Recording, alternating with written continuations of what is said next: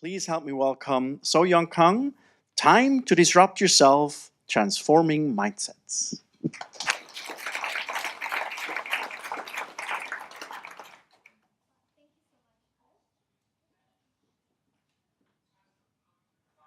Okay.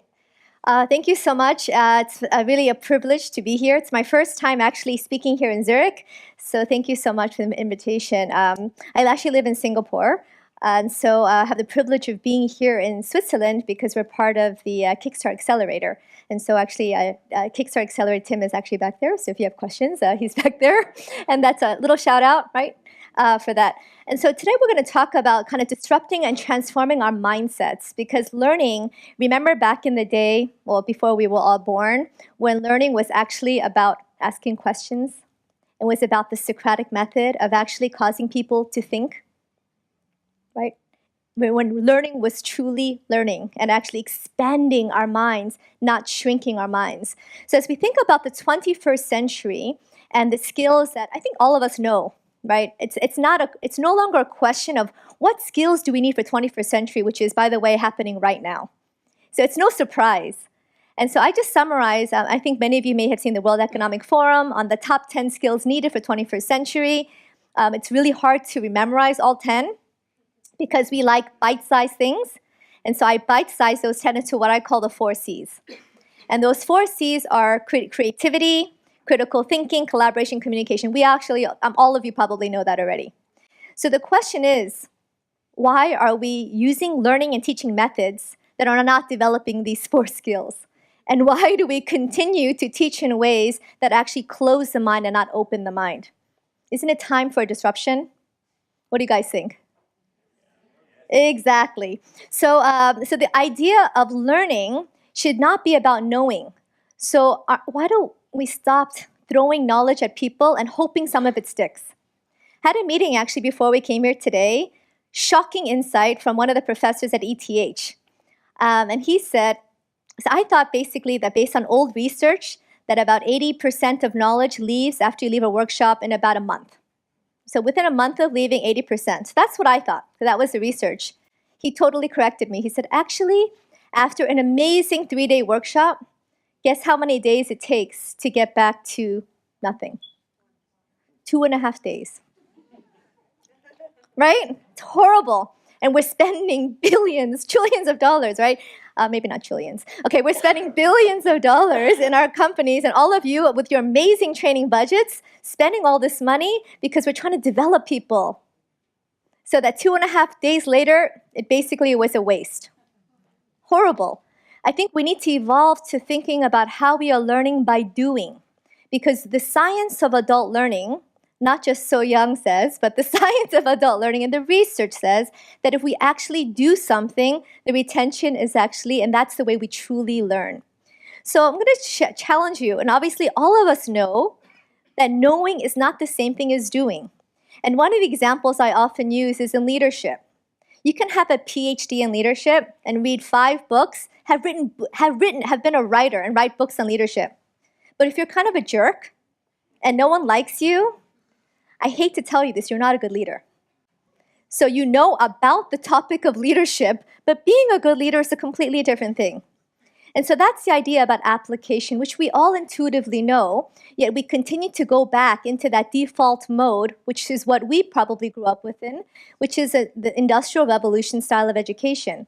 So what do? We took a broken system, or rather a system that was designed to create human robots, because we didn't have human robots back then. We didn't have good machines. You need to create those Ford cars to be very, very consistent. So then you created the education system, which basically trained a bunch of humans to act like those machines. So now as we evolve our time, we've now taken that same old mindset and we've just applied it to corporate learning. So it's time for a huge disruption. And I think the disruption starts with all of you here, because you guys are the decision makers. You are the movers and shakers if you choose to disrupt yourself and your mindset. So I think as HR, you can say, oh, I don't have authority, I can't make decisions. Then guess what? You won't. Right? Or you can say, I'm going to make a difference and I'm going to be a leader. All of you actually can choose to be leaders. It's your choice. No one's going to anoint you and say, oh, by the way, oh, as of today, congratulations, you are now a leader. Does that make sense? So as HR people, it's absolutely critical that you disrupt yourselves. And you look in the mirror and you ask yourself, am I going to make a difference? And if you choose to make a difference, guess what? You probably have a better chance of making that difference, because the world is actually hungry for leaders who are going to look and think differently, and not for people who are going to take what's been given to them and complete that. So I think the question, and I think the challenge for all of you as leaders and as disruptors, because the fact that you're sitting here, congratulations, you're already part of the way there. You're already a disruptor. So taking that mindset, let's stop spoon-feeding people. Let's stop insulting the intelligence of each other and of our employees by just shoving more knowledge down their throats. Let's invite them into that process of learning. Let's have them co-create. Let's learn from each other. I loved the speakers, and I was like, actually, I wasn't on my phone. I wasn't tweeting my friends. I was tweeting what you guys were saying. So these days, when you're on your phones, it doesn't mean that you're disengaged. Usually, it means you're more engaged, right? Because you're taking notes, you're taking photos, and you wanted to share that. So let's stop doing that, and let's think about the idea of increasing ownership of knowledge. That's kind of, in some ways, the big thing that we're all trying to accomplish, right? How do we get employees to take ownership? Wouldn't you all love that, right? Hopefully you're not scared by that, because you wouldn't lose your jobs. I think your jobs would just evolve to higher value-adding things than forcing people to learn. So we use a very simple framework that I call learn, think, apply, and share. So for those of you who are familiar with transformative learning theory, so all of the adult learning nerds here, how many of you have heard of that? Yeah. Actually, I have a free T-shirt to give away. So if someone wants to describe to the group what transformative learning theory is, you get a free T-shirt. Who would like to describe for the crowd what is that? It's a free T-shirt. It's really cute. It has gnomes on it. Who wants to try? What is the definition of transformative learning theory? I only have 4 minutes left, guys. Come on. Anyone? Changing mindsets. Not the academic definition, but it does change mindsets. No one wants to guess the definition of transformative learning theory, or the key principles of transformative learning theory. Some of you guys lied who raised your hand. I thought some of you raised your hands. Okay, cool. That is actually also true. So I'll give you the answer, the official definition, but both of you are correct in terms of the impact. So I only have one free T-shirt, and just for trying, I'm going to give it to you because you were the one to be brave enough. But transformative learning theory is the idea that adults, it's actually based on the science and research of adult learning. It says that adults learn through 3 things: through reflection, we have to make meaning of things; 2, we need to discuss and debate in dialogue; 3, we have to apply. If we don't do these 3 things, it's very difficult for us to learn. So what we've done is we've just taken that principle in the science and research, which has been around for about 30, 40 years, and we apply that in technology. We call it learn, think, apply, and share, right? So that's transformative learning simplified. And what it does is it actually increases ownership of the learning experience. And so if you think about a piece of content and you think about how it's applied in technology, I could teach you, let's go on the whole leadership theme. Let's say I want to, the principle is around ownership and around speaking up and having courage. After I give you a video to inspire, actually maybe we take one of our speakers' videos, inspire you about taking ownership, then we would have you think about, what does that mean to you in your context? What are the challenges that you face of taking ownership within your organization? Pause. Then you have time to reflect. What action would you like to take today to take greater ownership in the capacity that you're serving in? Apply. Now let's share that in the group and community so you can give each other feedback and learn from each other. Powerful. It increases ownership, relevance, and the ability for people as they share, they take greater ownership of what they've said. It's kind of like writing down your goals. And when you do that, you have a higher likelihood of applying that. And so then the idea of then doing that, how do we do that now at massive scale? Not just for the people who are sitting in this room, but for the tens of thousands and hundreds of thousands of employees who are not in this room today. How are we going to reach them? How are we going to replicate and scale that experience? So that device that we take to the toilets. How many of you take your phones to the toilets? Oh, this is a very shy group. Very shy. Over 80% of us, research says, take our phones to the toilet. There has never been a technology device like the mobile phone, which we literally get nervous if it's not within like grabbing distance. So there's something very unique about this device. And so if you think about mobility, over 1 billion people are actually accessing their content and learning on their mobile phones.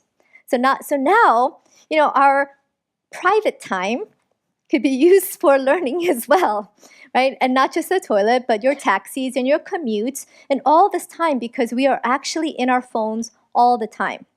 This is some research which is, probably a little bit even outdated. 4 hours of phone, 4 hours, probably some of us a little bit more. And I know that Apple has just done this new thing. So I don't know how many hours you guys are spending on your phones, but I mean, it's pretty scary, actually. It's pretty scary. And we touch these things like about 3,000 times a day. So if you think about that, and the fact that this technology device is, at least in the short term, here to stay, we have to then design for a mobile-first user. Now, these days, if you are not mobile responsive, you're not relevant. Yeah. So you have to, at minimum, be mobile responsive.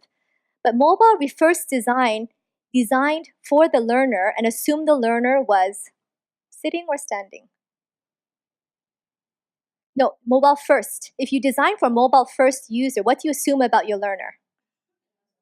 They're on the go. They're on the go. So if you're designing for a learner who's on the go, are you going to do a 10-minute video? Are you going to do complicated stuff? Are you going to do big charts with small little fonts?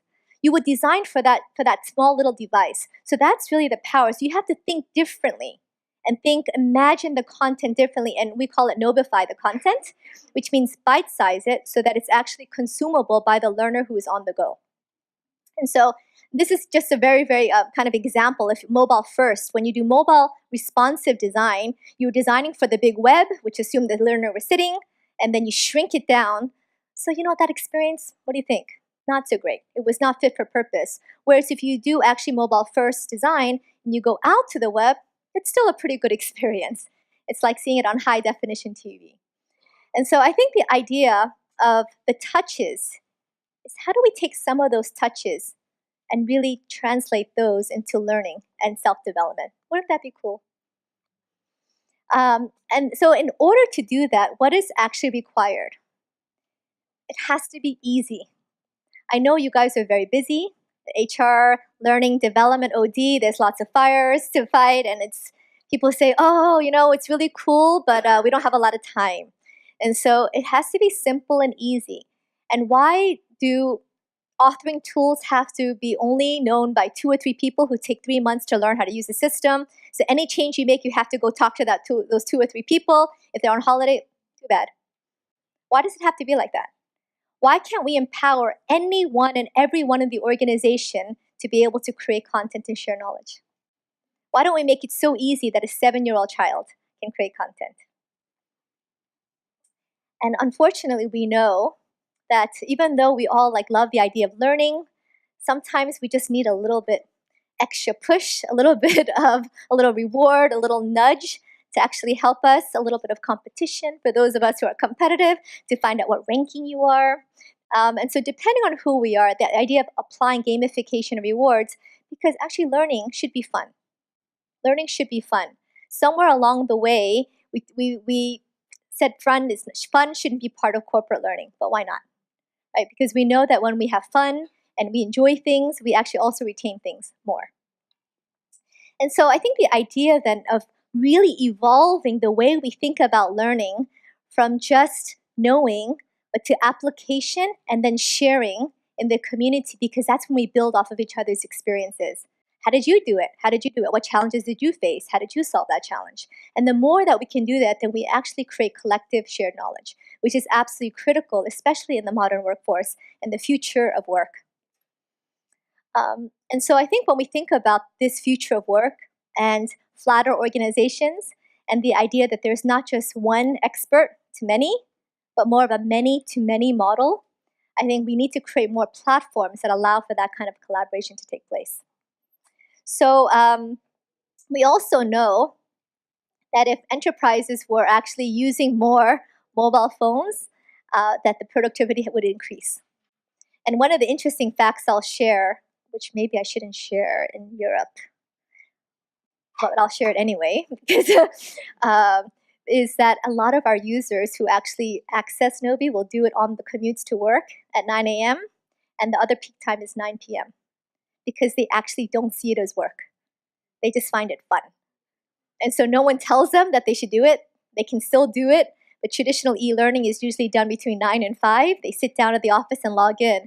But for some reason, the thing on the phone, it's fun. There's little quotes and game. Like, it just seems more fun, and that they access it at different hours of the day.